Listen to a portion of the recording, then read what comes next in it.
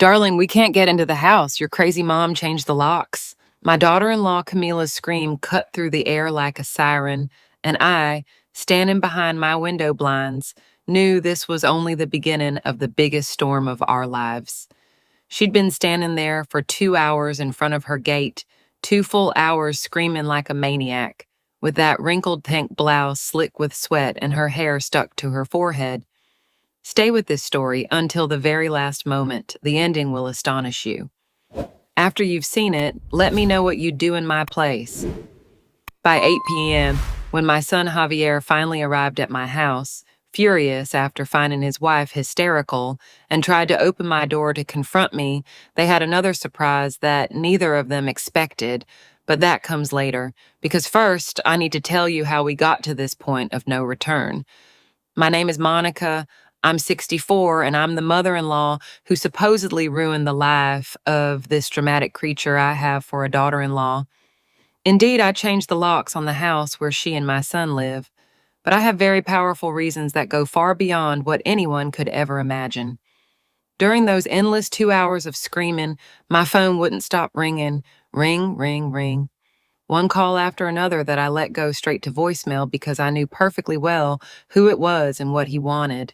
My hands trembled every time I saw the screen light up with Javier's name, knowing that each missed call was fueling his fury and that I would soon have to face the consequences of my actions. By 3 p.m., my phone already showed 73 missed calls and barged text messages filled with insults that broke my heart every time I read them. "Mom, what the hell did you do? Camilla is crying hysterically," one said. "This can't be happening. If you're watching this video, please subscribe to the channel, and tell me in the comments where you're watching my story of revenge from. I want to know how far it has reached. I need an explanation now," another screamed. Every word was like a direct stab to the soul, especially coming from my only son, the boy I raised alone after his father abandoned us when he was just 8 years old. Camilla was still out there like a caged beast, now accompanied by Jennifer, my neighbor across the street, who was trying uselessly to calm her down while offering a glass of water that she rejected with violent swatting. "I don't want water.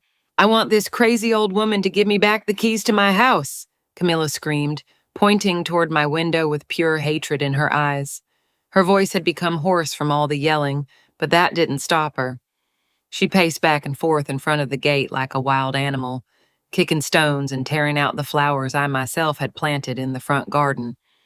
Every petal I saw fall to the ground was like a small betrayal, one more sign of the disrespect this woman had for everything I valued. The other neighbors began to peek out of their windows, whispering among themselves and discreetly pointing toward the scandal unfolding on our quiet residential street. Carol, the neighbor on the corner, approached, walking slowly with that poorly disguised expression of curiosity that people adopt when they smell other people's drama. "What's going on here, sweetie?" she asked Camilla in a honeyed voice. But I knew she just wanted fresh gossip to tell at the grocery store tomorrow morning.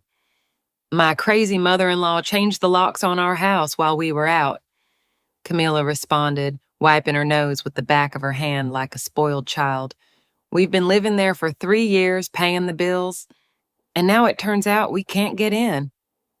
Her story sounded so convincing, so full of righteous indignation that even I would have felt sorry for her if I didn't know the full truth. What none of those women knew, what no one in the entire neighborhood could imagine, was that I had irrefutable proof of something that would completely change everyone's perception of this situation. For months, I had been observing, documenting, and gathering evidence of things that broke my heart, but that I needed to confront sooner or later.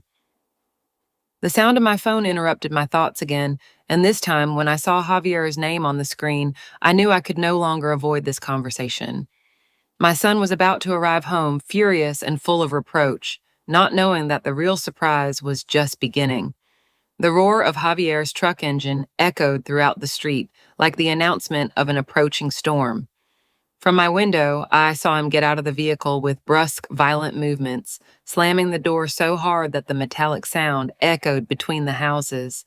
His work shirt was soaked with sweat, his tie hung loosely from his neck, and he had that expression on his face that I hadn't seen since he was a rebellious teenager and I'd caught him smoking behind the school. Camilla ran toward him like a child finding her savior, gesturing dramatically while pointing alternately toward her locked house and toward my window, where I was still hidden behind the blinds like a criminal.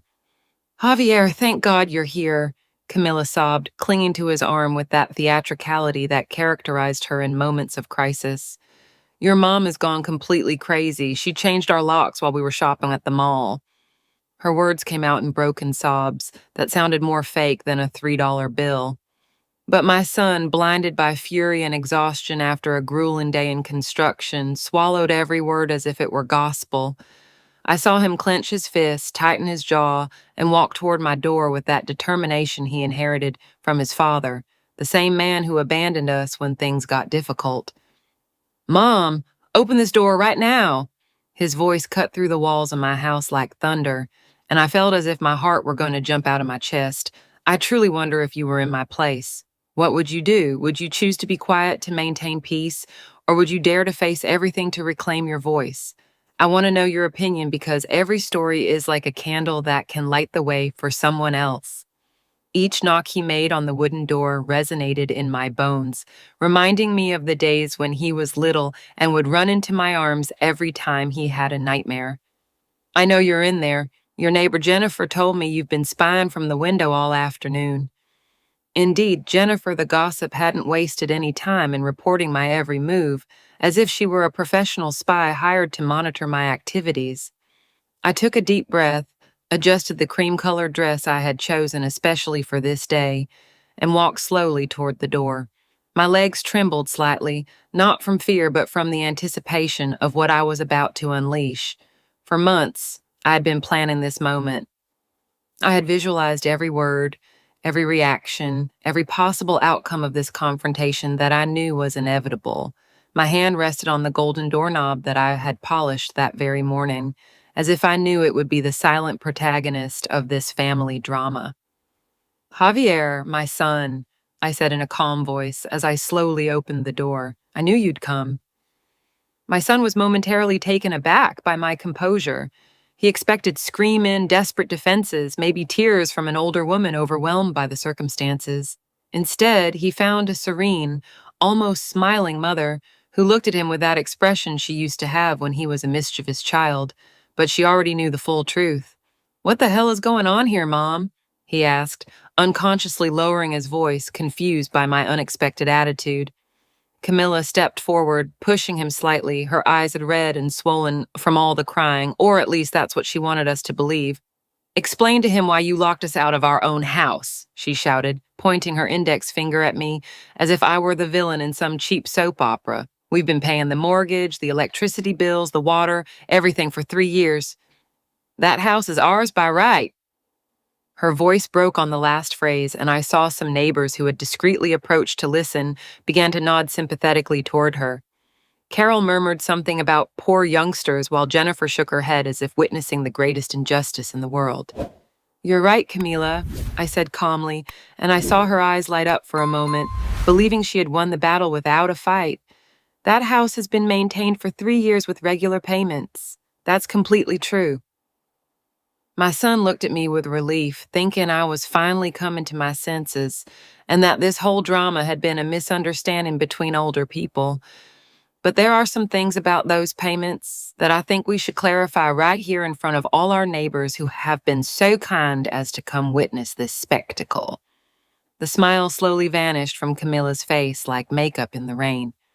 Something in my tone of voice, something in the way I pronounced the word clarify, made her understand that this conversation was not going to unfold as she had planned. Javier looked at me with that confused expression of someone who feels they are losing control of a situation they thought they understood perfectly. The neighbors moved a little closer, forming an involuntary semicircle around us, like spectators at an outdoor theater where the most dramatic show of their lives was about to begin. "Mom, just give her the keys back and we'll talk tomorrow when things are calmer," Javier suggested, clearly uncomfortable with the audience that had formed. "We don't need to resolve this in front of the whole neighborhood." My poor son still didn't understand that some secrets are so big that they need witnesses for the truth to be credible. "Son, I said softly. There are times in life when the truth needs sunlight to be able to grow completely. Javier, before I give back any keys, I need to ask you a very important question, I said, slowly taking my phone out of my dress pocket.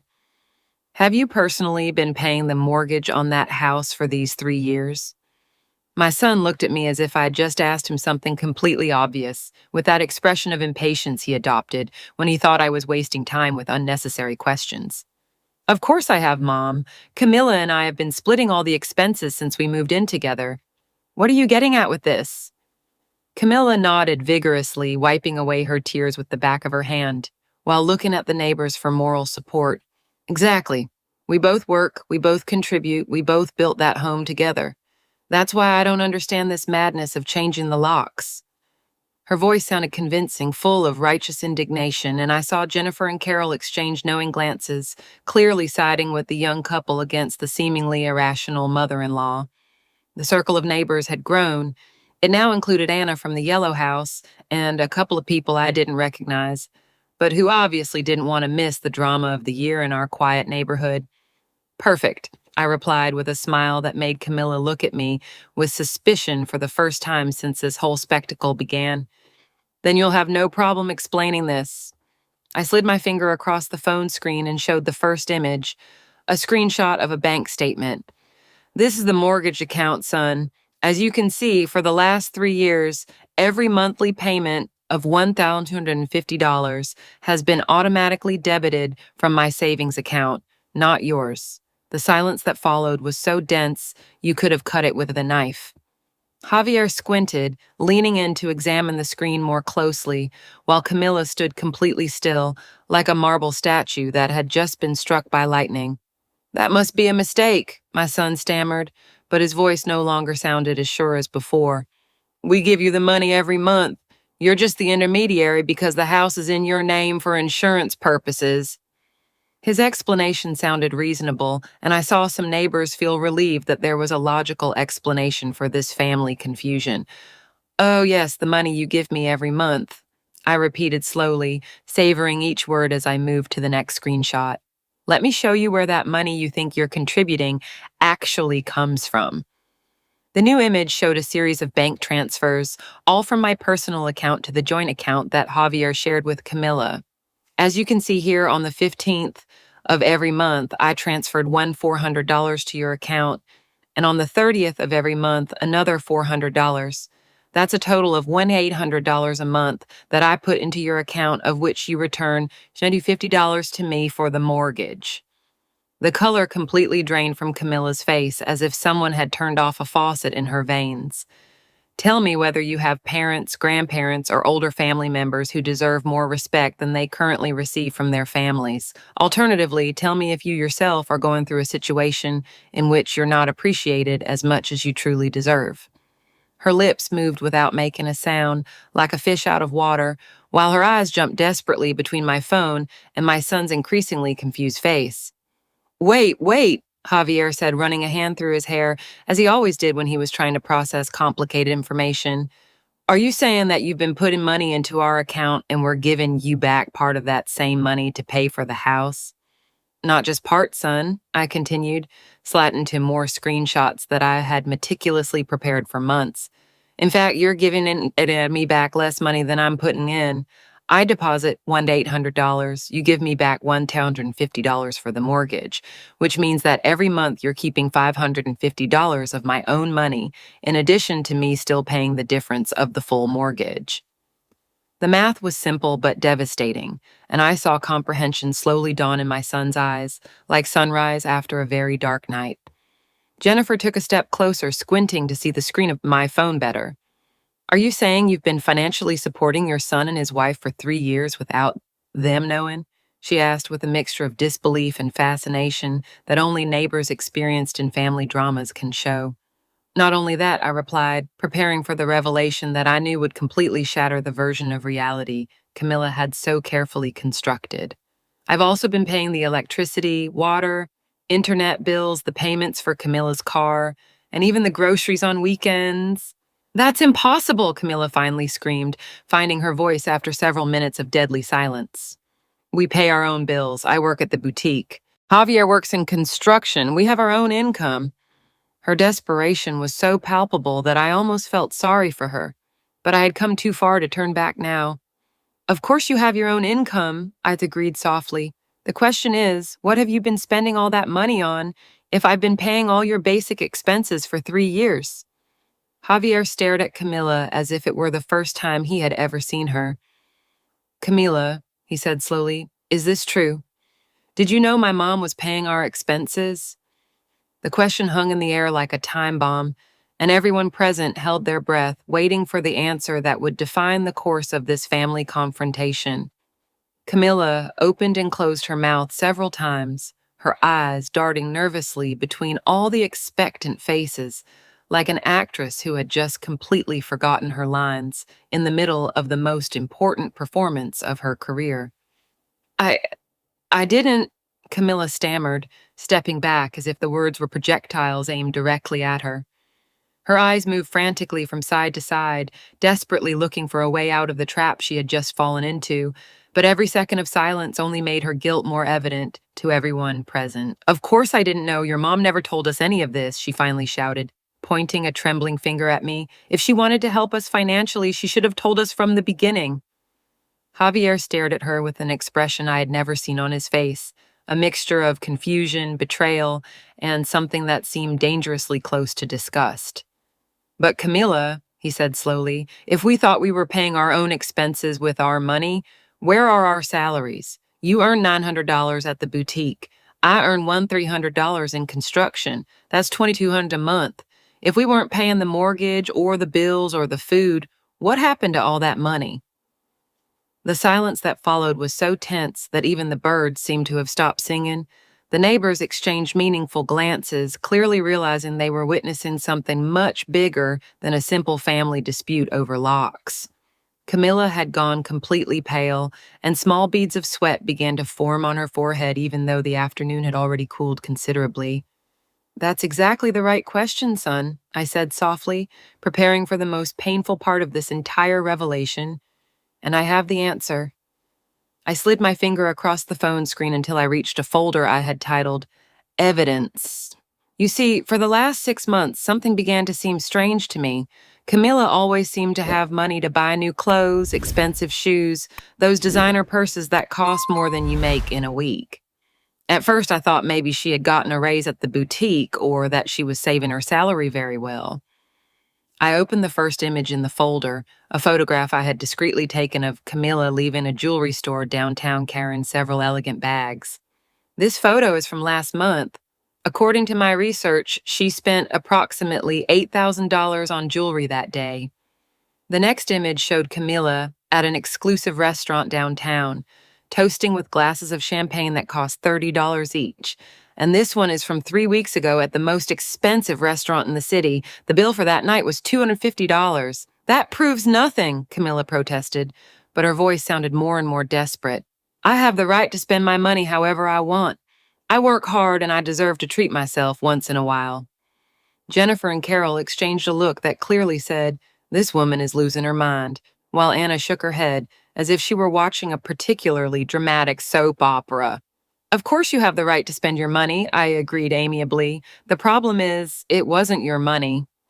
I slid to the next series of images, and this time I saw Javier visibly tense up. These are photographs of your credit card statements, Camilla. It turns out that over these 3 years, you have accumulated a debt of $23,000 in personal purchases, clothes, restaurants, weekend trips with your friends, beauty treatments, and a surprising amount of money spent on online casinos. Javier's face completely transformed. Confusion gave way to disbelief and then to a cold anger that reminded me painfully of his father during the worst moments of our marriage. $20,000, he repeated slowly, as if the words were poison in his mouth. $20,000 in debts that I didn't know existed. That's an invasion of privacy, Camilla shouted, but now her voice sounded more like that of a child caught in a lie than that of an adult woman defending her rights. You had no right to investigate my personal finances. She turned to Javier with tears streaming down her cheeks, but these tears were different from before.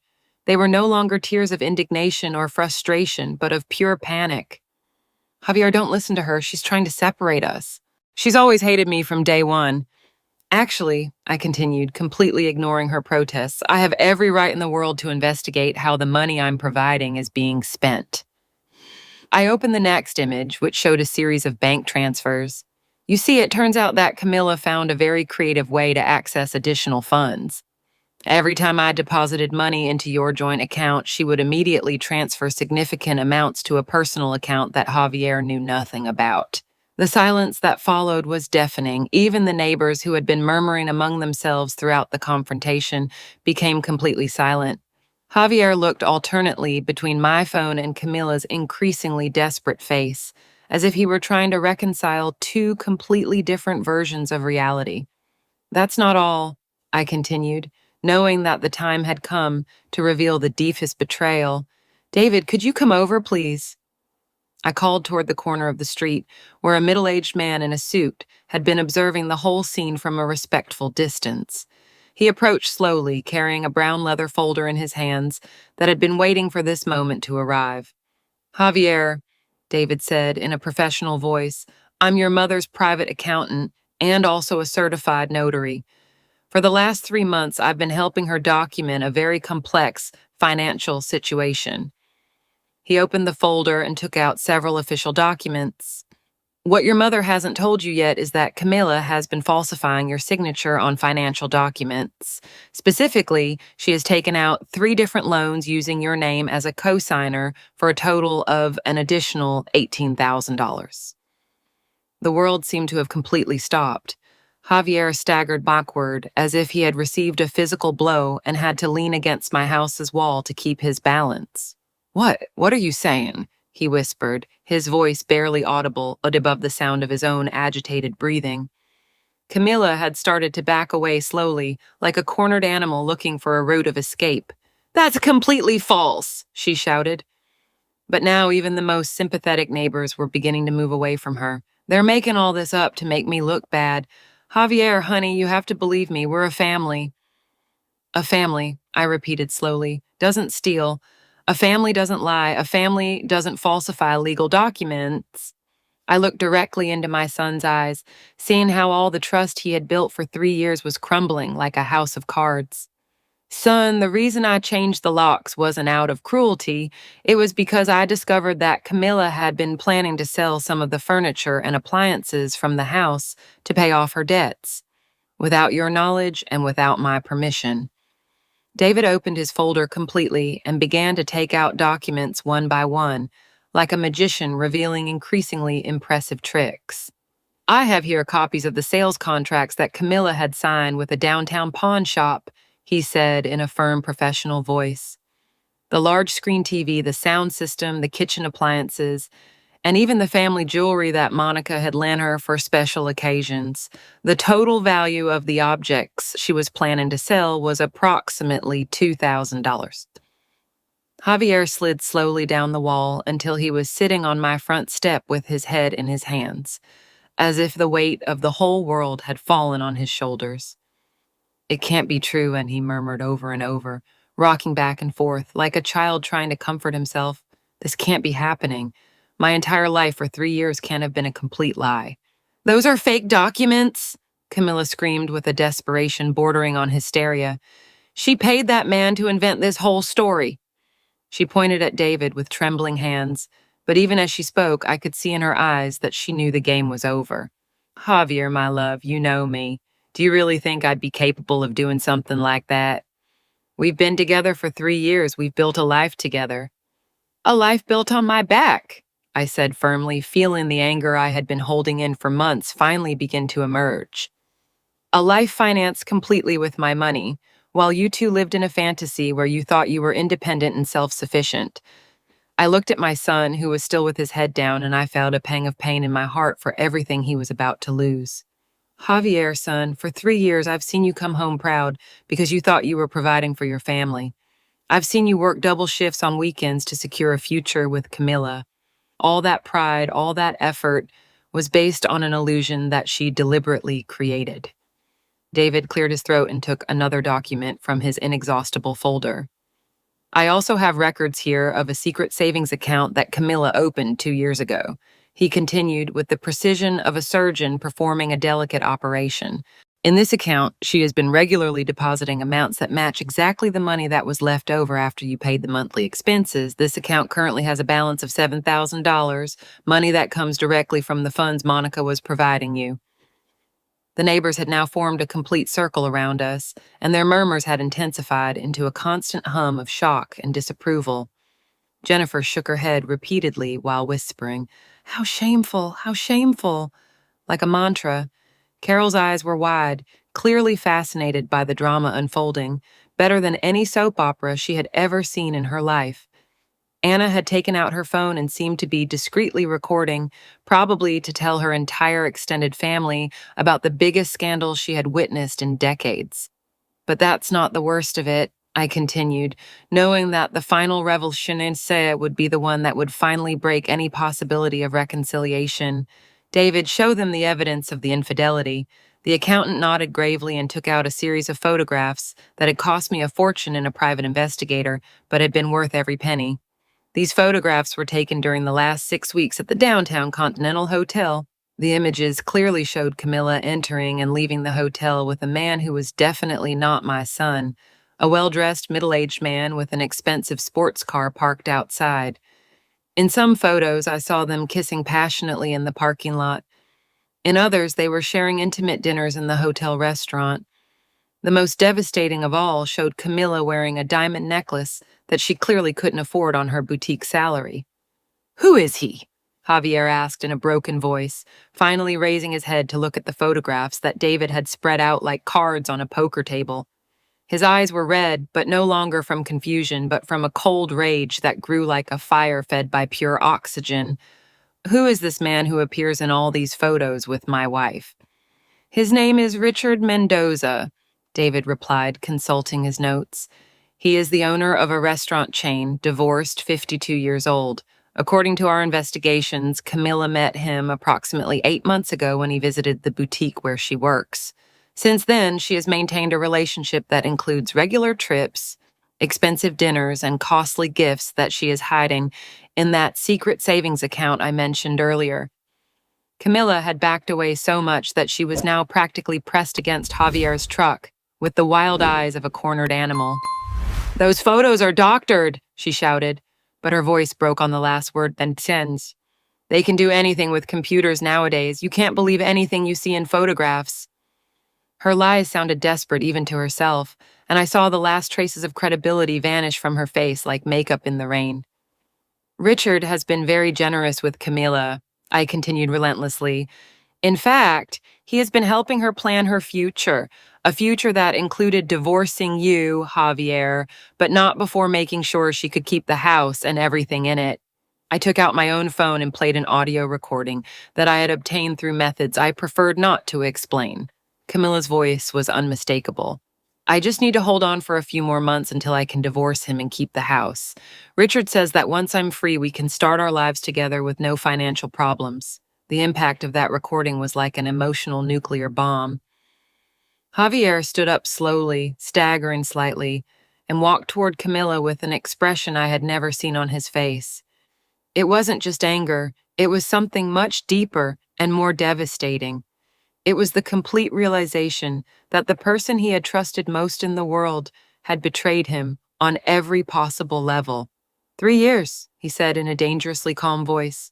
"3 years of my life, 3 years working like a slave to support a woman who was not only robbing me but was planning to abandon me after stealing everything she could get."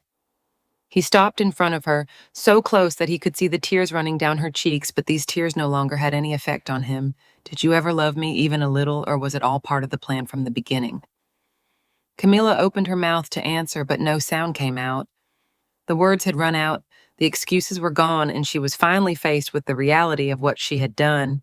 The circle of neighbors had grown to include almost the entire block, and they all looked at her with a mixture of disgust and morbid fascination that made her look smaller with every second that passed. Camilla finally found her voice, but when she spoke, the words that came out of her mouth were the most devastating she could have chosen. "Yes, I loved you at the beginning," she cried out in desperation, as if that partial admission could somehow save the situation. "But you were never going to be enough for me. You work in construction, Javier. Your future is limited. Richard can give me the life I really deserve, the life I always dreamed of having. Her words fell on the group like hail on glass, shattering any sympathy that might have remained among the spectators. Jennifer brought her hand to her chest dramatically and murmured, "My God, what a horrible creature," while Carol shook her head repeatedly, as if she couldn't believe what she was hearing. Anna had stopped pretending she wasn't recording and was now blatantly pointing her phone at Camila, capturing every moment of this public confession that would become the biggest gossip in the neighborhood for the next 5 years. Javier backed away as if Camila's words were physical punches. "I was never going to be enough," he repeated slowly, his voice filled with a mixture of disbelief and profound pain. "Working honestly, building a life step by step, loving truly, none of that was enough for you." He ran his hands through his hair, pulling at it in frustration. "Do you know what it's like to get up at 5 in the morning every day? To work in the sun until every muscle in your body aches, just to come home and feel proud that you're building something real with the person you love." His voice completely broke on the last words.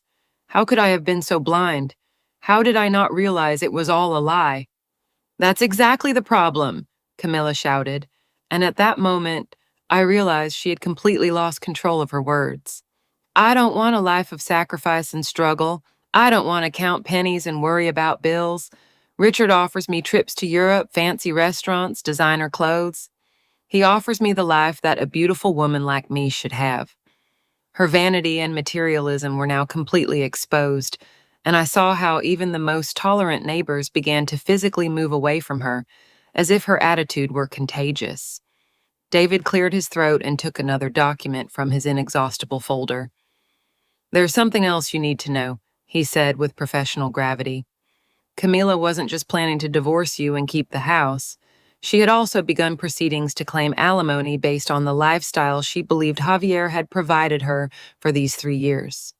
He extended a legal form that clearly showed Camilla's signature. She was requesting $2,800 a month in maintenance, arguing that she had become accustomed to a standard of living that Javier should maintain even after the divorce. The absurdity of the situation was so great that even in the midst of all the pain and betrayal, I couldn't help but let out a bitter laugh. "Then $800 a month," I repeated, "from a man who earns $300 a month to maintain a lifestyle that I was actually completely financing." I looked at Camila directly in the eyes and saw something that surprised me. She didn't even have the decency to look ashamed. Instead, there was a kind of desperate defiance in her gaze, as if she still believed she could find a way to emerge victorious from this situation. "This is all a plot," she yelled, pointing a trembling finger at me. "From the first day Javier introduced me to you, I knew you hated me. You were never subtle about it. You always looked at me as if I wasn't good enough for your precious son." Her voice rose to a shriek that made several neighborhood dogs start barking in response. "You invented this whole story to separate us because you can't stand the idea that he chose Mish instead of staying attached to your apron strings forever." "You're right about one thing," I admitted calmly, and I saw her eyes light up for a moment, believing she had finally found a crack in my armor. "From day one, I sensed that something wasn't right with you. Call it maternal intuition, life experience, or simply the instinct of an older woman who has seen enough lies in her life to recognize them when she sees them." I walked one step closer to her, and she automatically backed up until her back hit the car. "But I didn't invent anything, Camila. I simply documented your own actions." Javier had remained silent during this exchange, but I could see that he was processing every word, every revelation, every piece of the puzzle that was finally fitting into place. "Mom," he said finally in a voice hoarse with emotion, "why didn't you tell me anything before? Why did you wait until we got to this point?" His question contained pain, but also understanding, as if he was finally seeing the situation from my perspective. "Because I had to be completely sure," I responded softly, feeling my own emotions threaten to overflow after months of holding them in, because accusing the woman you love of these things without absolute proof would have destroyed our relationship forever. "Because I needed you to see the truth with your own eyes, not just believe me because I'm your mother."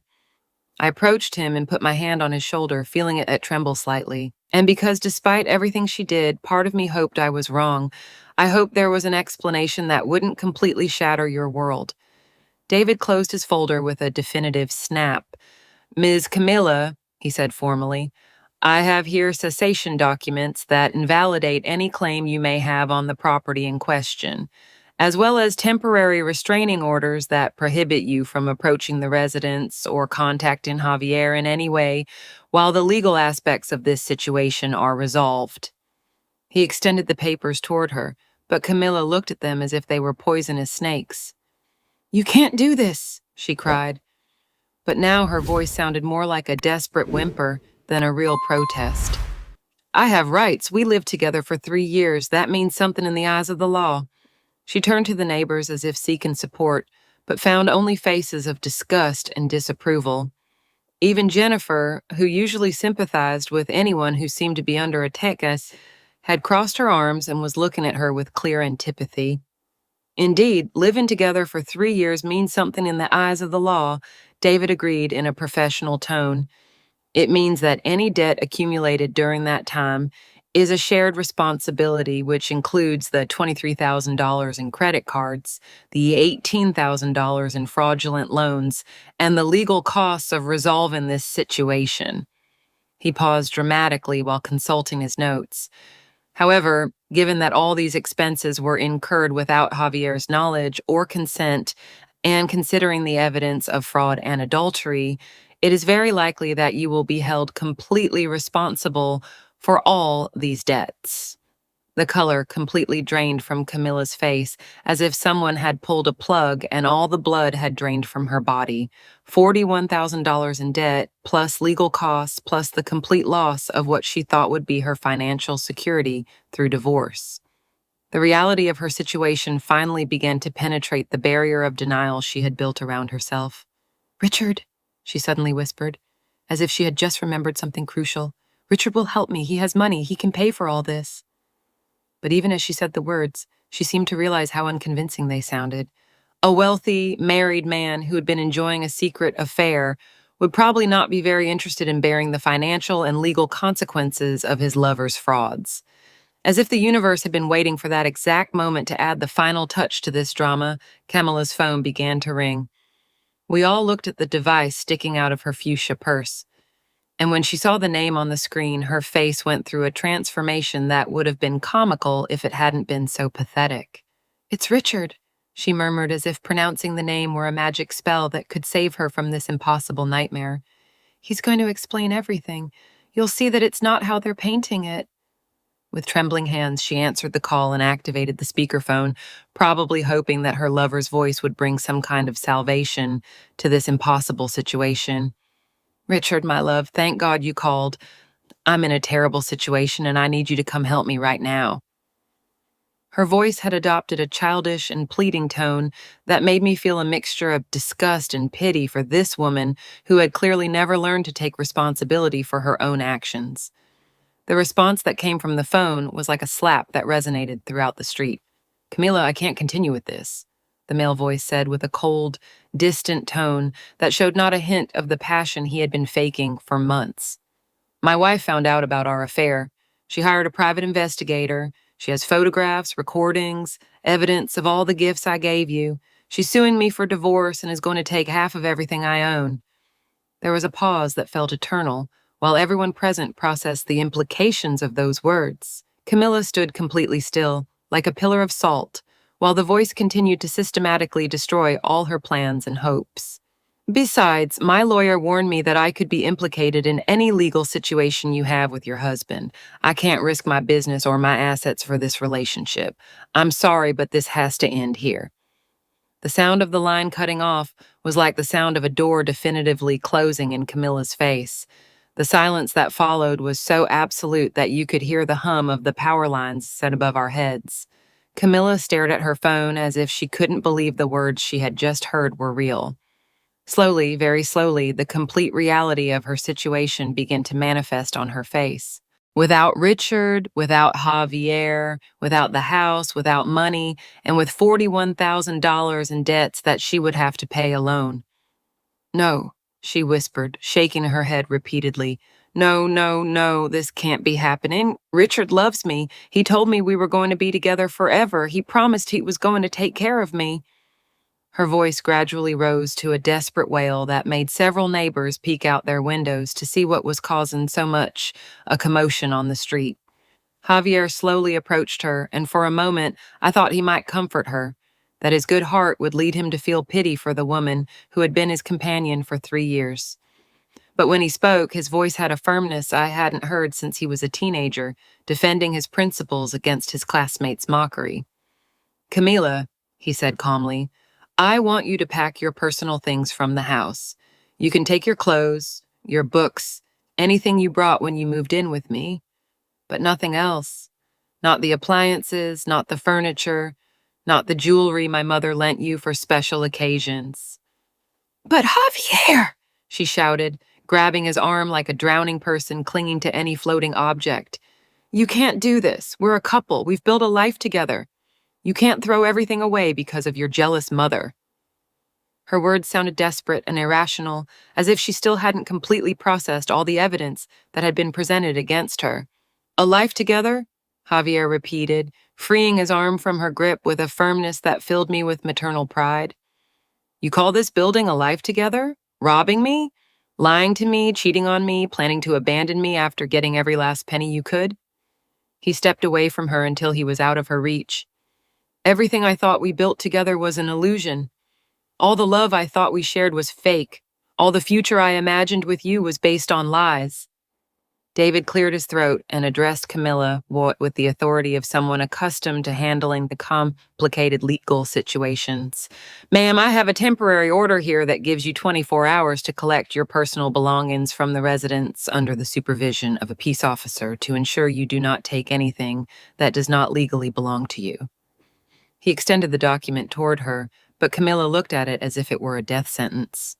After that period, any attempt to access the property will be considered trespassing. The neighbors had begun to murmur among themselves with increasing intensity, and I could hear fragments of their conversations. I never liked that girl. I always knew something was off. Poor Javier, so hardworking and honest.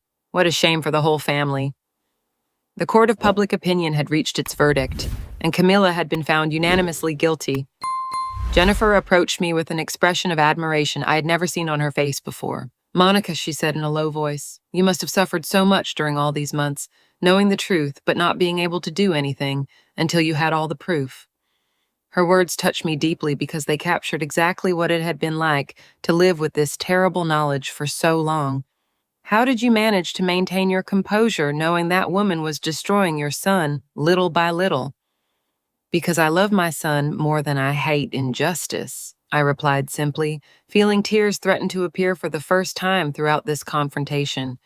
Because I knew that if I acted based on emotions instead of facts, I would lose any chance of saving him from this situation. I looked toward Javier, who was standing with his shoulders slumped and an expression of complete exhaustion on his face. And because I knew he needed to see the truth for himself to be able to heal completely from this betrayal. Camilla had started pacing back and forth like a caged animal, murmuring incoherently about injustice, conspiracies, and how everyone was against her.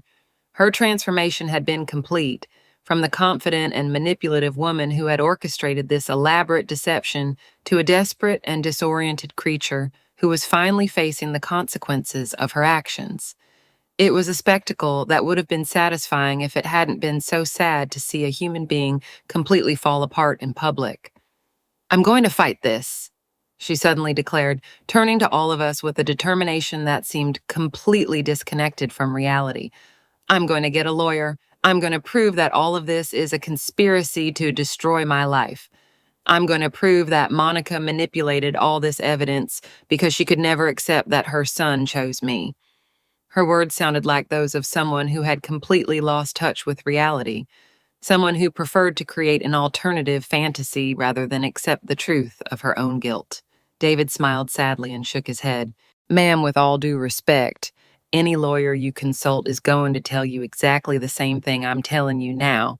You don't have a case. The evidence against you is overwhelming, documented, and verifiable by multiple independent sources.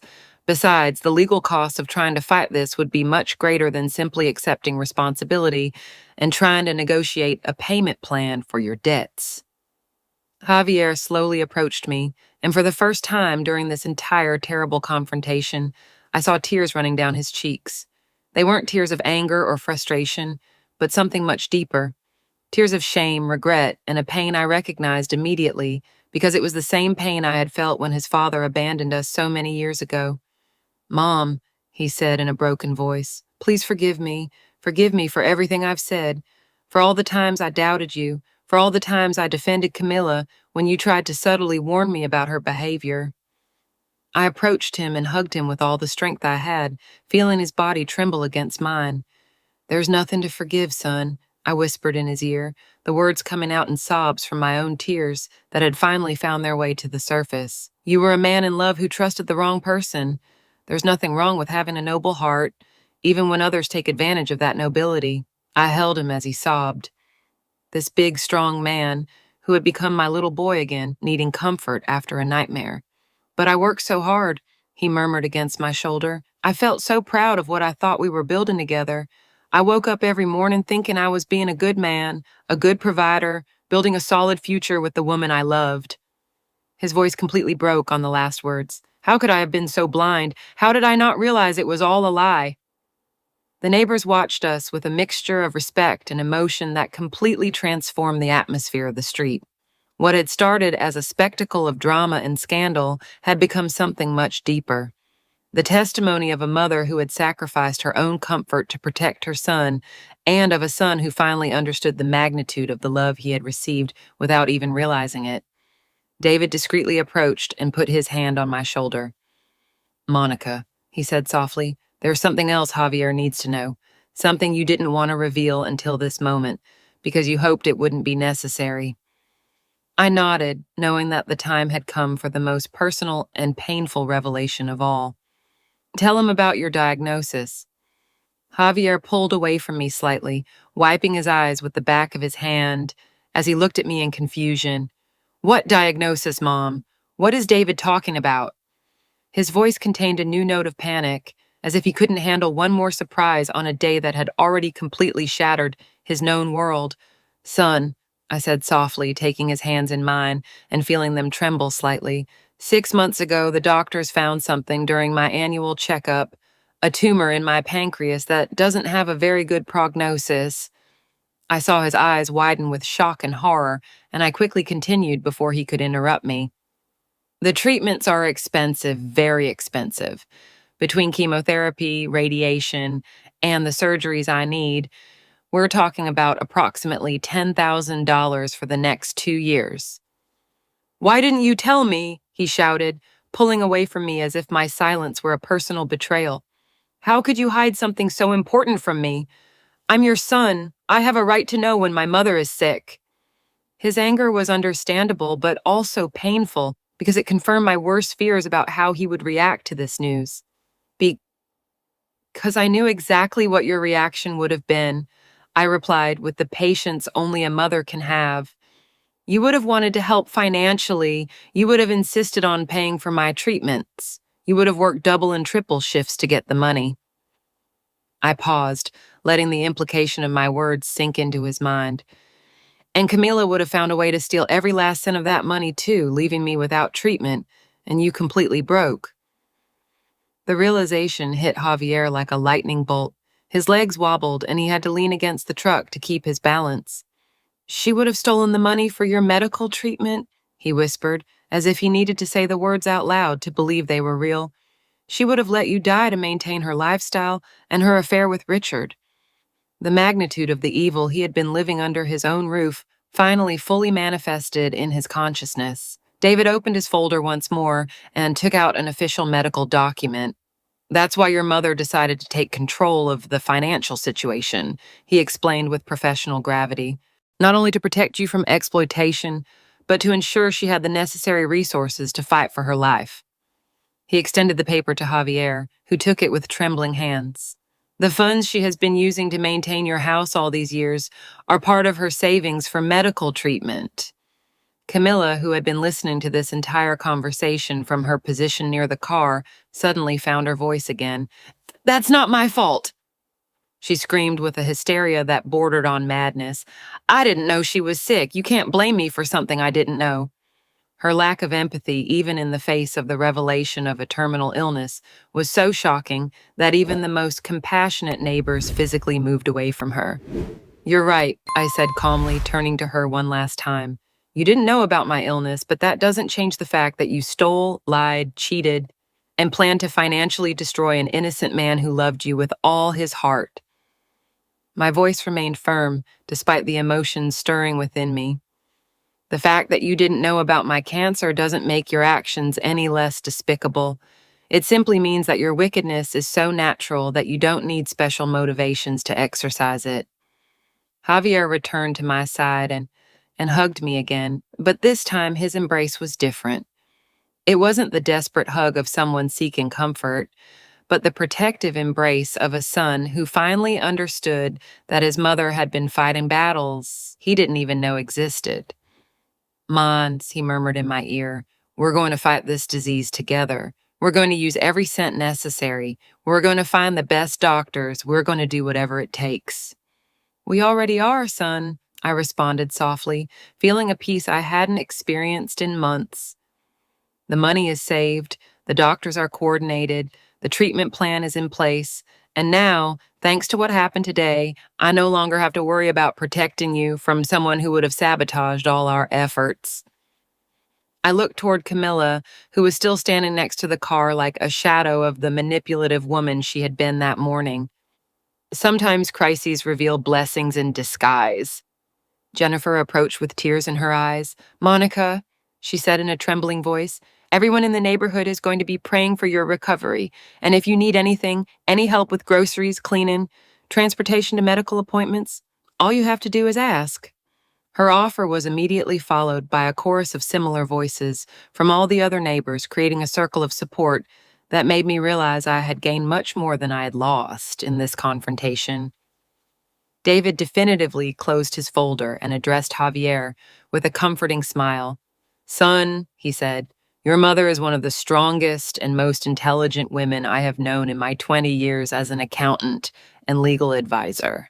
She orchestrated this entire situation not only to protect you, but to ensure that when the truth finally came to light, it would be irrefutable and complete." He paused, looking toward Camila, who was still murmuring incoherently. "Many mothers would have confronted this situation with emotions and shouting. Your mother handled it with strategy, patience, and a precision that would have impressed any professional lawyer."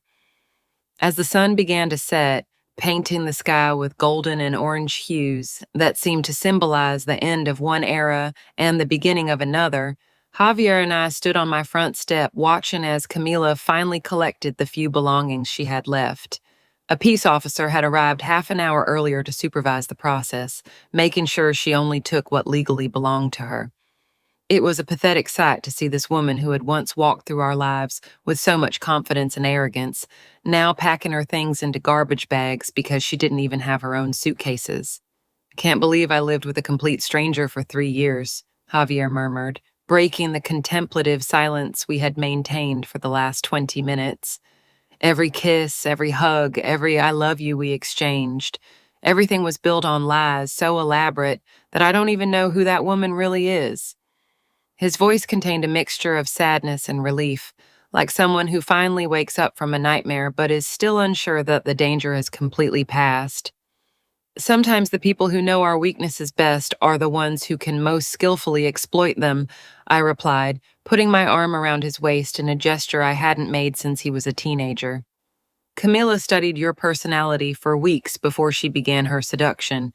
She knew exactly what kind of woman you would need to feel complete, what words to use to make you feel special, what behaviors to adopt so that you would trust her completely." I paused, watching her struggle to close a bag that was too full.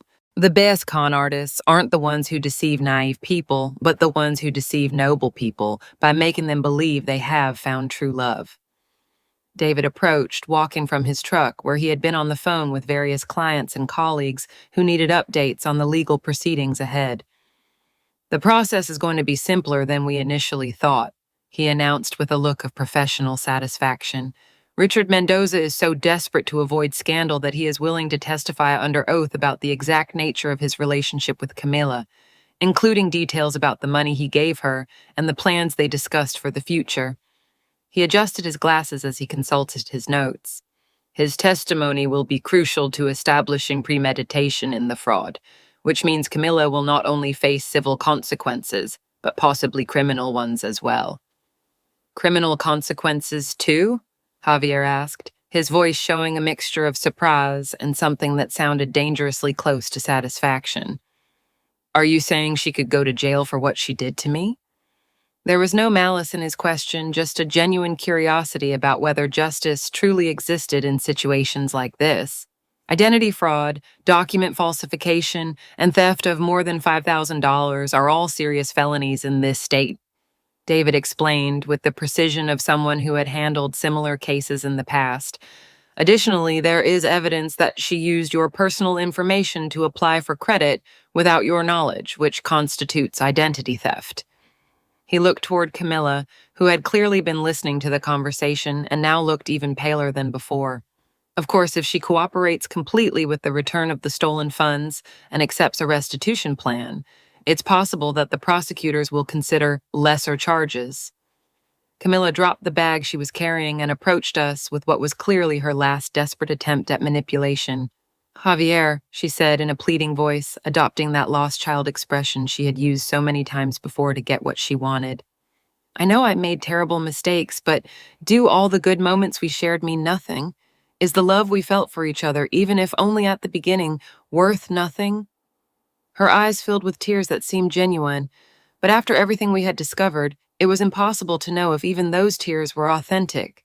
Javier's response was so firm and mature that it filled me with maternal pride. Camila, he said with a calmness that dramatically contrasted with her desperation, the moments you consider good were based on lies that I didn't know about. Every time I felt happy with you, every time I thought we were building something real together, you knew it was all fake. He took one step closer to her, but his body language was that of someone maintaining emotional distance. You can't ask me to value memories that were manufactured specifically to manipulate me. But love can grow even when it starts in the wrong circumstances, she insisted, now literally grabbing his shirt as if it were a life raft. Maybe I started with the wrong intentions, but I came to truly love you. We can overcome this together. We can go to couples therapy. We can work on rebuilding trust. Her voice rose to almost a shout, and the peace officer discreetly approached to ensure the situation didn't escalate out of control. Couples therapy, I repeated, and for the first time during this entire confrontation, I couldn't help but laugh with a mixture of disbelief and bitterness. To work on what, exactly? On how to steal more efficiently? On how to have extramarital affairs without being discovered? On how to falsify legal documents more convincingly? My laughter transformed into something more serious and definitive. Camila, there are certain lines that once crossed, there's no going back. And you didn't cross a line, you crossed an entire continent of betrayal. The neighbors who had been keeping a respectful distance during this final conversation began to gradually approach like flowers opening to the morning sun. Jennifer was the first to speak. Javier, she said with the authority of someone who had lived long enough to recognize wisdom when she saw it.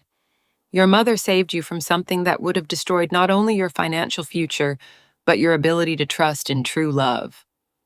Her words resonated with a truth that even Camilla couldn't refute. Carol nodded vigorously as she approached from the other side. In my 60 years of life, I've seen many toxic relationships, but I have never seen manipulation as systematic and calculated as this, she declared with the weight of experience behind her words. That woman wasn't just stealing money from you. She was stealing years of your life that you could have spent finding true love with someone who really valued you. Anna, who had been discreetly documenting the whole drama on her phone, approached with a look of genuine admiration. Monica, she said directly to me, what you did today required a type of courage that few mothers possess. You knew you could lose your son if he didn't believe you, but you risked that relationship to save him from something much worse. Her words touched me deeply because they captured exactly the emotional dilemma I had faced for months. David cleared his throat and addressed the group with the formality that had marked his entire participation in this drama. "If you'll allow me a personal observation," he said, "in my 20 years of handling family disputes and fraud cases, I have rarely seen such a clear demonstration of maternal love combined with intelligent legal strategy." He looked directly at Javier. "Your mother not only protected you, she taught you a lesson about discernment that will serve you for the rest of your life." Camilla had gradually retreated until she was almost hidden behind the truck, clearly realizing that she had completely lost any sympathy or support she might have had. "This isn't over," she murmured, but her words sounded hollow and desperate. "I'm going to find a way to prove that this was all orchestrated to destroy me." Even as she spoke, she seemed to realize how ridiculous her vague threat sounded against the mountain of evidence that had been piled up against her. "Actually, Camilla," David said with the finality of someone closing a book, "this ended the moment you decided that fraud and betrayal were acceptable tools to get what you wanted." He extended a sealed envelope toward her. "These are the final documents you need to sign. Once you do, you will have 24 hours to completely vacate this area and establish a payment plan for your debts. After that, any contact with Javier or Monica will be considered harassment, and the corresponding legal actions will be taken." As Camilla took the envelope with trembling hands, Javier turned to me with an expression that mixed gratitude, love, and something that seemed almost like reverence. "Ma," he said softly, "during the next few months of your treatment, I'm going to be with you every step of the way. I'm going to take you to every medical appointment. I'm going to cook for you when you don't have the strength. I'm going to make sure you have everything you need to fight this disease." His voice broke slightly on the last words. "And I'm going to spend the rest of my life being grateful for the fact that I had a mother who was brave enough to save me from the worst decision of my life." The hug we shared in that moment, as the sun finished setting behind us and the first stars began to appear in the sky, was different from any hug we had ever shared before. It was the embrace of two survivors who had navigated together through the most dangerous storm of their lives and had emerged not only intact, but stronger and more united than ever. It was the embrace of a mother who had fulfilled her most sacred duty to protect her son, and of a son who finally understood the depth of the love he had been receiving without even realizing it. When we finally separated, the neighbors had formed an informal circle around us, as silent witnesses to a reconciliation that had transformed what began as a confrontation full of drama into a demonstration of what true, unconditional family love really means. And as Camilla slowly walked away down the street, carrying her few belongings toward an uncertain future, we stood on our front step, knowing that although we had lost illusions, we had gained something much more valuable: truth, justice, and the confirmation that true love always finds a way to protect what matters most. 6 months after that afternoon, that changed our lives forever. I'm sitting on my front porch, watching Javier finish painting the fence we had been putting off for years. The chemotherapy treatment has been hard, harder than I expected, but each session becomes more bearable knowing that my son is there, holding my hand and reminding me why it is worth fighting. The doctors say I am responding better than expected, and although we still have a long way to, there is reason to be optimistic. The house feels different now, lighter somehow, as if we have exorcised a ghost we didn't know was haunting our spaces. Javier moved back in with me temporarily to help during my treatment, and we have rediscovered the simple joy of having dinner together every night, sharing stories about our day and planning small projects for the future. It's strange how the loss of something fake can make the authentic shine more intensely. David has become more than just our legal advisor.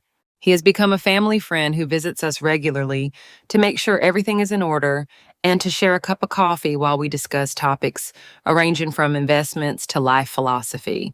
He informed us last week that Camilla finally accepted a plea deal that will allow her to avoid prison time in exchange for 5 years of probation and a restitution plan that will keep her paying off debts for the next decade. The neighbors have been incredible during these months. Jennifer organizes a schedule of homemade meals that arrive at our door 3 times a week.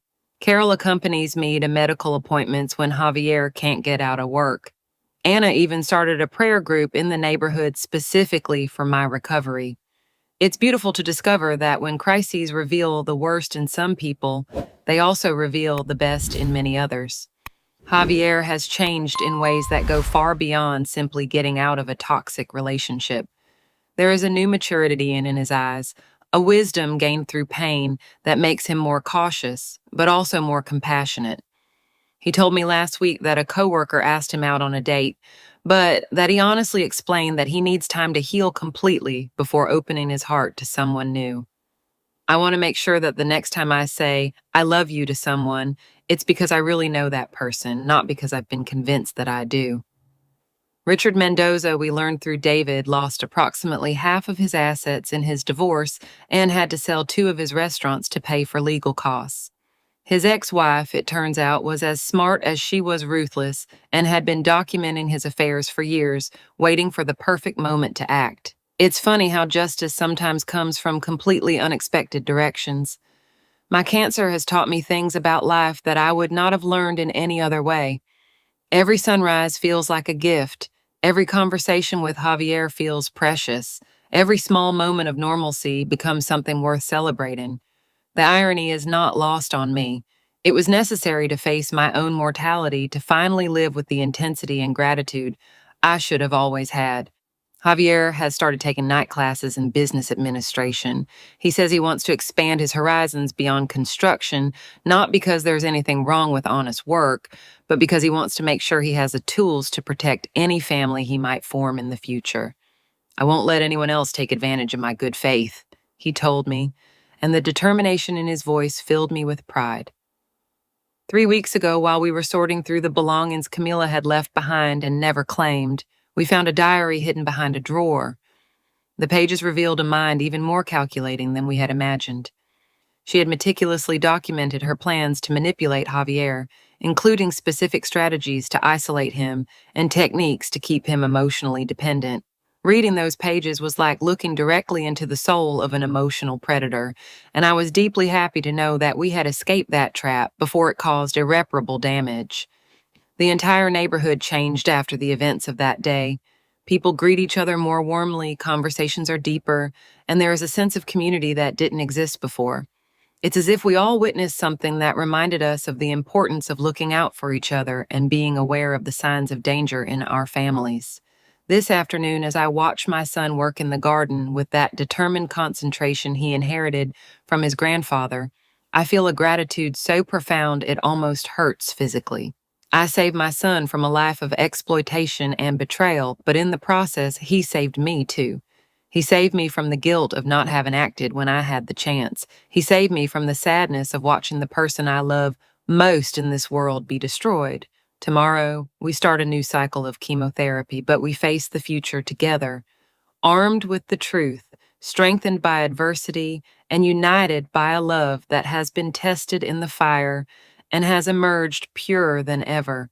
And although I don't know what challenges await us, I know with absolute certainty that we will face them as a real family should, with honesty, courage, and an unwavering commitment to protect each other, no matter the cost. The names and places in this story have been changed to protect the identities of those involved. We do not share this to judge, but in the hope that someone will pause and reflect on how many mothers are silently suffering within their own homes. I truly wonder, if you were in my place, what would you do? Would you choose silence to preserve peace? Or would you dare to confront everything in order to reclaim your voice?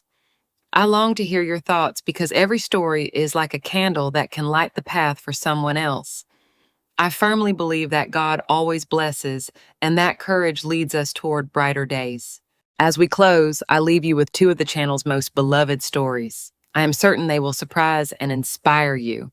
Thank you for staying with me until this moment.